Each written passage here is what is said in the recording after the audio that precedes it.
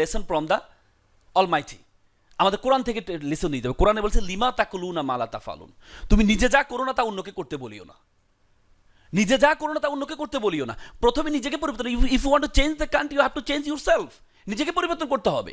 জামাত ইসলাম তাদের যে কার্যক্রম, আপনি শত্রুরা পর্যন্ত বিশ্বাস করে যে জামাত ইসলাম মোরালি দুর্নীতির দিক থেকে তারা একবারে জিরো, এটা শত্রুরা পর্যন্ত বিশ্বাস করে। আমাদের কোর্টের জগতে যখন কোনো একজন বিচারক অবৈধ কোনো সুযোগ সুবিধা নেয় না, এবং কোনো সিনিয়র আসলে আপনি দেখেন সিনিয়র আসে সিনিয়রদেরকে সুযোগ সুবিধা দেয়, মানে ওনারা যখন আসে ওনাদের সম্মান দেখে, কারণ চিন্তা করে ওনাদের থেকে প্রমোশন, ওনারা যদি একটু করে প্রমোশন। আপনি দেখেন রিসেন্টলি হাদির যে দুটি অস্ত্র সহ গ্রেপ্তার হয়েছিল, এই যে ছেলেটার নাম কি, যে হাদিকে গুলি করেছিল, সেই ছেলেটা যখন মাত্র 3 মাসের মাথায় দুটি অস্ত্র সহ সে যখন জামিনটা পেল, জামিনে শুনানি করেছে কি একজন পলিটিশিয়ান।